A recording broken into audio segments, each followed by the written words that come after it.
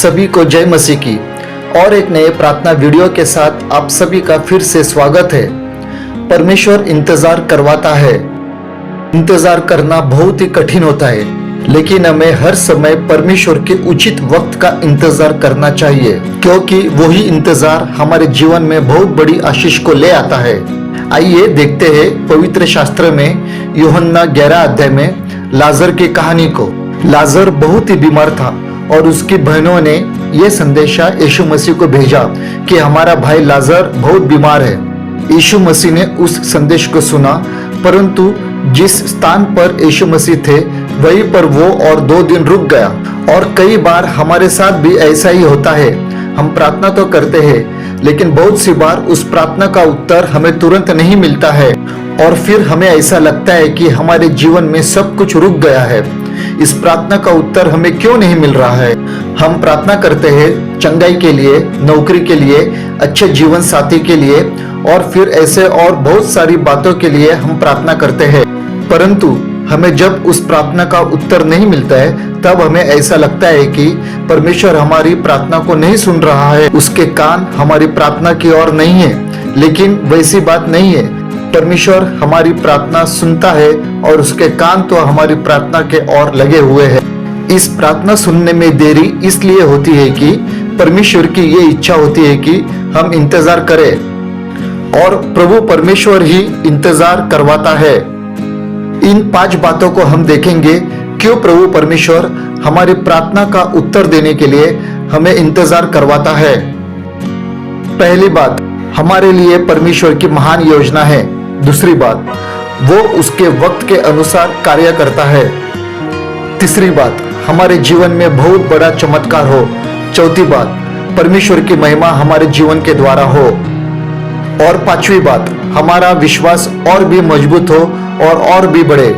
और इस इंतजार की घड़ी में शैतान तो हमारे मन में और एक विचार या शक डाल देता है। अगर परमेश्वर तुमसे प्यार करता है तो अब तक प्रभु परमेश्वर ने आपकी प्रार्थना क्यों नहीं सुनी? ऐसा शक शैतान हमारे मन में डाल देता है। तुम्हें आशीष उसने अब तक क्यों नहीं दी? और फिर उस शैतान की बातों को सुनकर उसके ऊपर विश्वास रखकर हम तो और भी ज्यादा निराश हो जाते हैं और चिंता करने लग जाते हैं। आइए देखते हैं वचन 14 में। तब यीशु ने उनसे साफ कह दिया कि लाजर मर गया है। ये संदेशा यीशु मसीह को किसी ने नहीं भेजा था, परंतु यीशु ने ये जान लिया था, उसे पता चल चुका था कि लाजर मर चुका है। यीशु मसीह तो हमारे बारे में सब कुछ जानता है, हमारा जीना, हमारा मरना, हमारा पास्ट, प्रेजेंट और फ्यूचर, वो तो अच्छी रीति से जानता है। वचन 15 में देखते हैं, अब यीशु मसीह जो कुछ करने जा रहा था उससे शिष्यों का विश्वास तो बढ़ने वाला था। और वही परमेश्वर कहता है कि तुम अगर विश्वास करोगे तो मेरे बड़े चमत्कार को देखोगे। और फिर वहां पर वो चमत्कार हुआ कि प्रभु परमेश्वर ने लाजर को जिंदा कर दिया, और वो भी मरने के 4 दिन के बाद प्रभु परमेश्वर ने लाजर को जिंदा कर दिया। जो बात इतिहास में आज तक कभी नहीं हुई, उस बात को प्रभु यीशु ने वहां पर की। इस बड़े और अद्भुत चमत्कार से हमें यह पता चलता है कि प्रभु यीशु को हर एक बात संभव है। वो तो असंभव बातों को भी संभव कर देता है। हमारी हर एक असंभव परिस्थिति को वो जरूर संभव कर देता है। तो इस लाजर के जीवन के द्वारा हम इस सकारात्मक बात को सीखते हैं कि कभी कभी परमेश्वर हमसे इंतजार करवाता है कि उसकी महान परिपूर्ण योजना हमारे जीवन में पूर्ण हो और उसके विश्वास में हम और भी मजबूत हो जाए और बढ़ते जाए।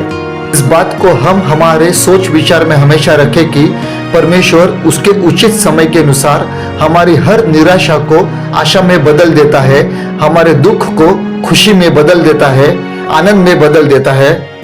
और जब भी हमारी प्रार्थना सुनने में ज्यादा देर लग रही हो, तब उसी समय हमें तो लाजर के जीवन को जरूर याद करना चाहिए और प्रभु यीशु पर पूरा विश्वास रखना चाहिए। प्रभु यीशु आप सभी को बड़ी आशीष दे। आइए विश्वास से प्रार्थना करें। प्रभु यीशु, मैं आज यही प्रार्थना करता हूँ, जितने भी लोग इस वीडियो को देख रहे हैं, इस प्रार्थना को सुन रहे हैं, तू उनके ऊपर अपनी दया कृपा को बरसा दे और उनके ऊपर तू अपना अनुग्रह कर। प्रभु यीशु, जिस तरह तेरा वचन कहता है यूहन्ना 11:40 में, यदि तुम विश्वास करोगी तो प्रभु की महिमा देखोगी। तो प्रभु यीशु, मैं यही प्रार्थना करता हूँ कि जितने भी लोग इस प्रार्थना को सुन रहे उनके विश्वास को तू और बढ़ा। और प्रभु यीशु, मैं विश्वास से यही प्रार्थना करता हूँ कि अब तक जिस किसी की भी प्रार्थना विनती सुनी नहीं गई हो, प्रभु जी तू उनके ऊपर दया कृपा कर और उनकी प्रार्थना को तू सुन ले और उनको तू आशीष से भर दे। उनके लिए तू एक बड़े चमत्कार के द्वार को खोल दे और हर एक असंभव बात को उनके लिए तू संभव कर दे, क्योंकि तेरे कान तो हर एक के दुहाई की ओर लगे हैं और तू उनकी प्रार्थना सुनता है और उनको तू उचित समय पर उत्तर देता है। प्रभु यीशु, मैं आज यही प्रार्थना करता हूँ कि हर एक की निराशा को तू आशा में बदल दे और उनके शोक को तू आनंद में बदल दे।